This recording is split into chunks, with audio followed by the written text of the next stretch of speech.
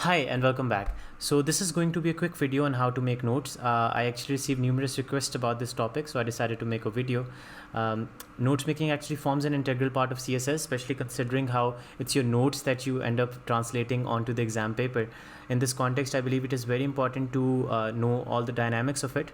By the end of this video, I hope you'll have a better understanding of not only what you need to include in your notes, but also how you can make notes that are beneficial for you on exam day. So without further ado, let's begin. So before you start making notes, it is very important, और ये मैं बात पहले भी कह चुका हूँ कि आपको ये जानने की ज़रूरत है कि आपको CSS में सब कुछ जानने की ज़रूरत नहीं है. कुछ सब्जेक्ट्स हैं जैसे कि पॉलिटिकल साइंस, इंटरनेशनल रिलेशंस, इनका सिलेबस बहुत वाइड है और उसके अंदर से सब टॉपिक्स नहीं आते. तो आपको जो करना ये है कि आपको इंपॉर्टेंट टॉपिक्स को नॉन इम्पॉर्टेंट टॉपिक से अलहदा कर देना है. तो इसको करने के लिए सबसे पहले आप पास पेपर इवैल्यूएशन करेंगे. आप आखिरी 5-6 सालों के पास पेपर्स देखें, उनमें जो रिपीटेड टॉपिक्स हैं, जो इंपॉर्टेंट टॉपिक्स हैं, उनको पिन पॉइंट करें और फिर उन टॉपिक्स के ऊपर नोट्स बनाएं. सिमिलरली आपको ये भी पता होना चाहिए कि एग्ज़ाम पेपर में आपको 7 क्वेश्चंस आते हैं. आपको उन 7 क्वेश्चंस में से 4 क्वेश्चंस करने होते हैं. अब जनरली होता ये है कि हर एक क्वेश्चन किसी एक स्पेसिफिक टॉपिक के ऊपर होता है. तो दिस गिव्स यू स्पेस कि अगर आपको कोई टॉपिक डेंस लग रहा हो या फिर कोई टॉपिक अनइंटरेस्टिंग लग रहा हो तो आप उसको स्किप कर सकते हैं. क्योंकि अगर वो आपके पेपर में आएगा तो फिर आप उधर भी उसको स्किप कर देंगे, क्योंकि अगेन आपको 7 में से 4 क्वेश्चंस करने होते हैं. तो this gives you space of up to 3 topics जो आप स्किप कर सकते हो. तो यहाँ से आपका सिलेबस और छोटा हो जाएगा. सिमिलरली आपके ऑप्शनल्स जब आप सेलेक्ट कर रहे हैं तो उनके अंदर भी आपको अंदाज़ा होगा कि कुछ ऑप्शंस ऐसे हैं जिनका सिलेबस काफ़ी ओवरलैपिंग होता है. फॉर एग्जांपल पॉलिटिकल साइंस और कॉन्स्टिट्यूशनल लॉ का काफ़ी हद तक, मतलब 90% तक सिलेबस ओवरलैप करता है. तो इसके अंदर आप उन टॉपिक्स की इस तरह से तैयारी करें कि आपके दोनों सब्जेक्ट्स कवर हो जाएँ.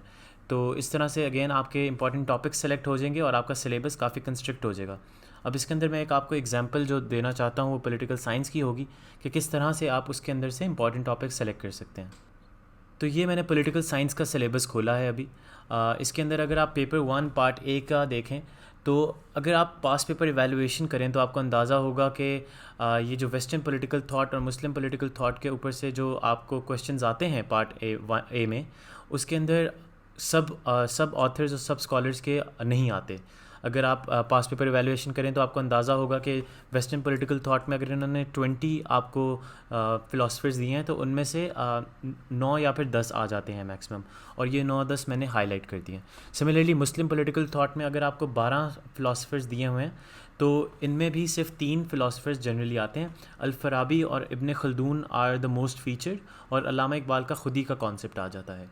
क्योंकि ज़्यादातर इन फ़िलासफ़र्स की पॉलिटिकल थॉट है नहीं, तो आपको पॉलिटिकल साइंस में उसकी ज़रूरत नहीं है.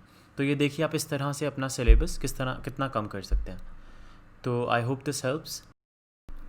सो now will have a look at some of the essentials जिनको आपको मद्देनज़र रखना चाहिए जब आप अपने नोट्स बना रहे होते हैं. सबसे पहली बात आ जाती है कि आपके नोट्स कॉम्प्रिहेंसिव होने चाहिए, प्रिसाइज होने चाहिए और ब्रीफ होने चाहिए.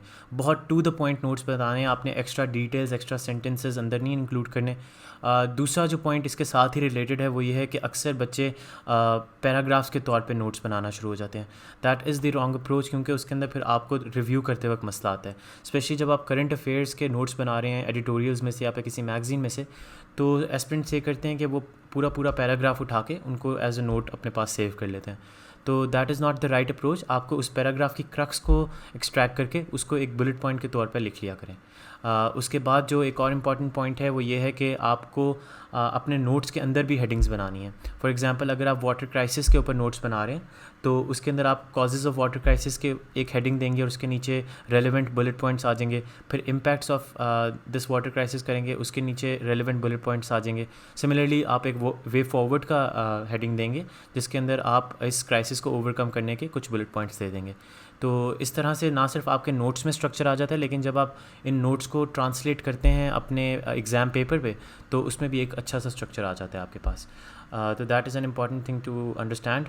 इसके बाद एक और जो मैं रिकमेंडेशन देता हूँ वो ये होता है कि आप अपनी एक्शनेबल इंसाइट्स जो हैं अपने नोट्स के अंदर, वो इंसाइट्स जो कि आपके बहुत इंपॉर्टेंट, फॉर एग्जांपल फैक्ट्स हो गए या फिर कोई फिगर्स हो गई या फिर कोई ऐसी स्टेटमेंट होगी जो बेसिकली आपके नोट्स का क्रक्स बता रही हो उसको अंडरलाइन कर लें, ताकि जब आप नोट्स को रिव्यू कर रहे हो तो वो आपके नज़र से गुजर जाएं और आपको उन एक्शनेबल इंसाइट्स को पढ़ के पूरे आपके बुलेट पॉइंट का या पे पूरे एक हेडिंग की समझ आ जाए।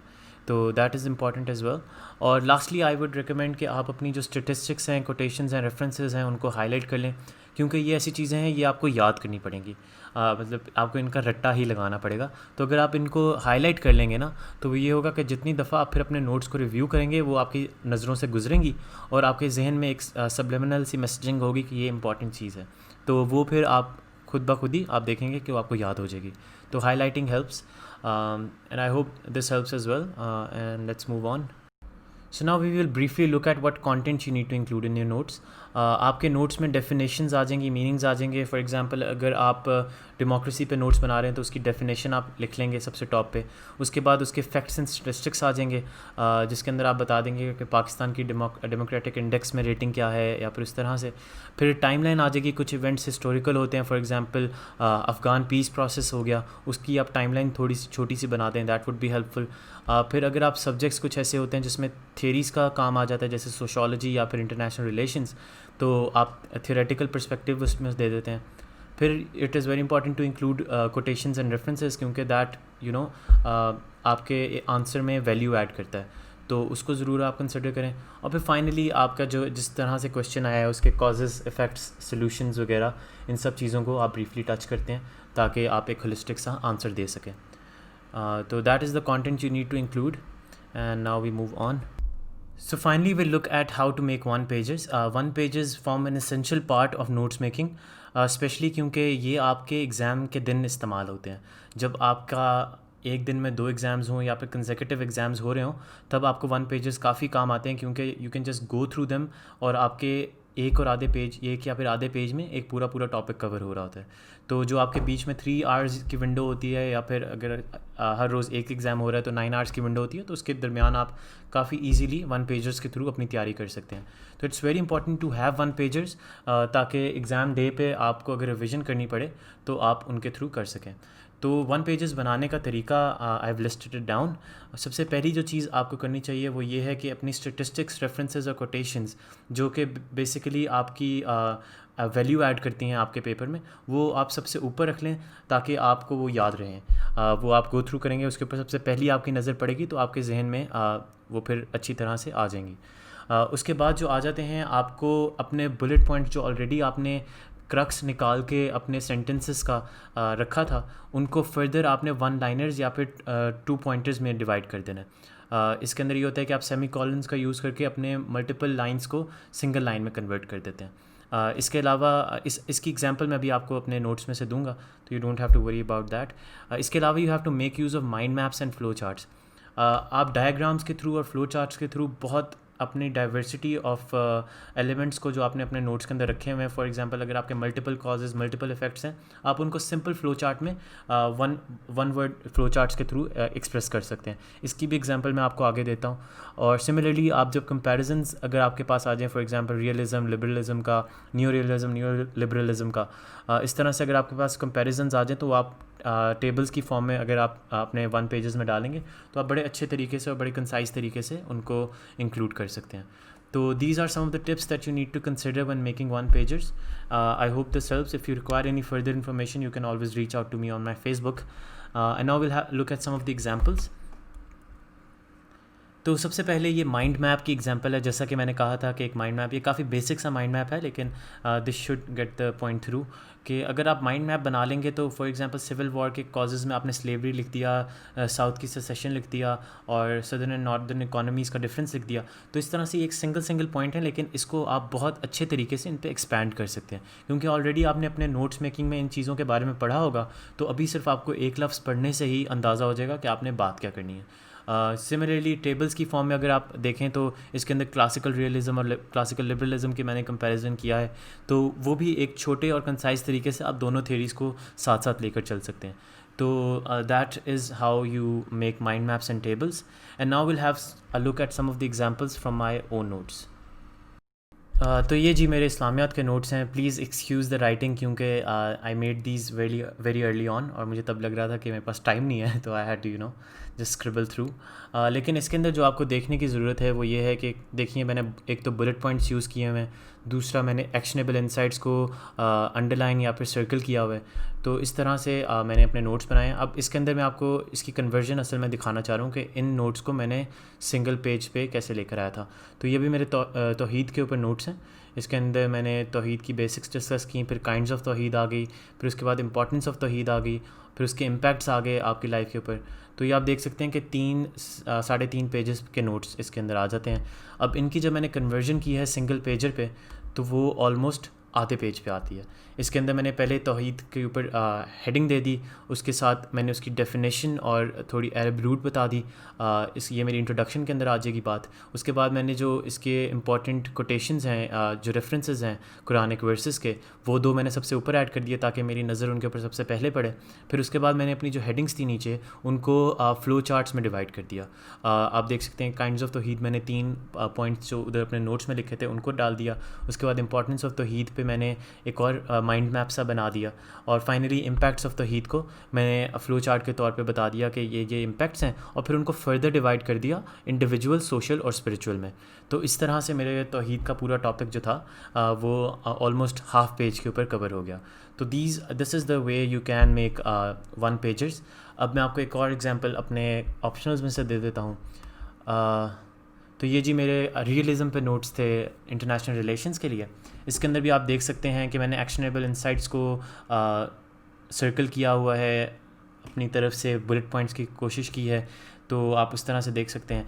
और ये सारे अभी वही कंटिन्यू हो रहे हैं। रियलिस्ट्स एंड एनार्की आ गया, रियलिज़म एंड पावर आ गया, रियल पॉलिटिक्स का कॉन्सेप्ट आ गया, टाइप्स ऑफ रियलिज़म आ गया, new classical realism, the 3 S's in realism आ गया, स्टेटिज़म, सर्वाइवल और सेल्फ डिफेंस। तो इस तरह से ये मेरे, अब आप देख सकते हैं, ऑलमोस्ट 5-6 पेजेस पे कंप्राइज कर रहे थे मेरे मेन नोट्स। अब जब मैंने उनको अपने कन्वर्ट करना चाहा अपने सिंगल पेजेस पे, तो वो जी ये हैं। इसके अंदर आप देखें, मैंने सबसे पहले हेडिंग दे दी रियलिज़म की, उसके ऊपर मैंने उसके मेन ऑथर्स मेंशन कर दिया, मैकियावेली और थुसाइडिस। उसके बाद मैंने एक कोटेशन ऐड कर दी हॉब्स की। फिर मैंने रियलिज़म के साथ ही एक हल्का सा फ़्लो चार्ट के तौर पे बता दिया कि टाइप्स ऑफ रियलिज़म क्या हैं। उसके अंदर क्लासिकल आ गया, स्ट्रक्चरल आ गया, न्यू क्लासिकल रियलिज़म आ गया। तो ये देखें, मेरे 2 पेजेस पे ये नोट्स थे, वो मैंने उन नोट्स को एक सिंगल सेक्शन के अंदर डिवाइड कर दिया। सिमिलरली फिर नीचे ये रियल पॉलिटिक, इसके अंदर रियलिज़म एंड पावर का कॉन्सेप्ट आ गया। इसके मेन एलिमेंट्स आगे सेल्फ इंटरेस्ट आ जाता है, बैलेंस ऑफ पावर का आ जाता है। तो ये 3 पॉइंट्स भी मैंने लिख लिए। फिर जो द 3 एसेस इन रियलिज़म था, उसको मैंने एक फ़्लो चार्ट के तौर पे बना लिया कि इसमें सर्वाइवल आ जाता है, स्टेटिज़म आ जाता है, सेल्फ हेल्प आ जाता है, और किस तरह से वो उनकी ब्रीफ एक मैंने 1 लाइनर्स दे दिए कि वो है क्या बेसिकली उसका क्रक्स। और फिर फाइनली मैंने एक नीचे माइंड मैप बना दिया जिसके अंदर मैंने बताया कि सर्वाइवल और सेल्फ हेल्प किस तरह से इंटरेक्ट करते हैं आपका सिक्योरिटी डायलेमा प्रमोट करने में और इवेंचुअली कॉन्फ्लिक्ट प्रमोट करने में, क्योंकि रियलिस्ट कहते हैं कि कॉन्फ्लिक्ट इज़ इनएविटेबल। तो उस तरह से आपको एक लिंक इस चीज़ में बन जाता है। तो these are some of my notes and I hope this helps you make your own notes. दूसरा मैं एक और पॉइंट इधर एक ऐड करना चाहता हूँ कि अक्सर एस्पिरेंट्स होते हैं जो कहते हैं कि सर प्लीज़ आप अपने नोट्स शेयर कर दें। मैं आपको ये बताना चाहूँगा कि नोट्स में अगर शेयर कर भी दूँ, आप कभी भी उसकी बैकग्राउंड, उसकी कॉन्टेक्स्ट को समझ नहीं सकेंगे और कभी भी आप उससे फ़ायदा नहीं उठा सकते। इसलिए नोट्स हमेशा अपने बनाएं, नोट्स अपने बनाएं, और नोट्स को इस तरह से बनाएं जो आपके लिए कंफर्टेबल हो, क्योंकि हर किसी का स्टाइल डिफरेंट होता है। अब फाइनल एग्ज़ाम डे पे अगर आप किसी और के नोट्स पढ़ रहे होंगे तो आप उसको सही से समझ नहीं सकेंगे, आपको टाइम लगेगा, आपका टाइम ज़ाया होगा। अगर आपने खुद नोट्स बनाए हुए हैं, आपको पता होगा कि आपने किस बात को कहाँ पे लिखा है और किस वजह से लिखा है। तो वो कॉन्टेक्स्ट और वो बैकग्राउंड बहुत इंपॉर्टेंट है। तो उसको मद्देनज़र रखते हुए आपको मैं हमेशा स्टूडेंट्स को यही इंकरेज करूँगा कि अपने नोट्स बनाएं, दूसरों के नोट्स के ऊपर रिलाय ना करें। आप उनसे मोटिवेशन ले सकते हैं, आप उनसे एक गाइडेंस ले सकते हैं कि किस तरह से नोट्स बनाने हैं, लेकिन नोट्स आप अपने बनाएं। तो that is one point that I wanted to mention. So that is the end of this video. Thank you for listening through. I hope you found it helpful. If you did, please do like and subscribe. If you require any further information, you can reach out to me on my Facebook or Twitter account. And iske alawa, if you have any suggestions, you can comment them in the comment section below. And I hope to see you soon. Apna khayal rakhiyega. Allah Hafiz.